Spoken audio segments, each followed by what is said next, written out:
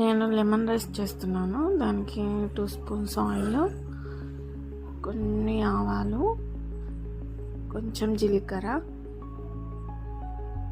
శనగపప్పు, కొంచెం పల్లీలు, కొన్ని మినప్పప్పు, కొంచెం పచ్చిమిర్చి, కరివేపాకు అన్నీ బాగా రోస్ట్ చేయాలి. కొంచెం పసుపు వేయాలి, 1 స్పూను, కొంచెం సాల్ట్.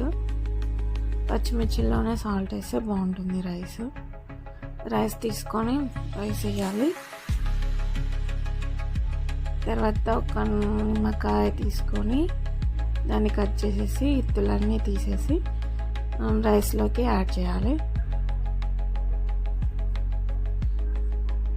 తర్వాత వచ్చేసి కొత్తిమీరతో వేయాలి. కొంచెం కొత్తిమీర వేస్తే సరిపోద్ది.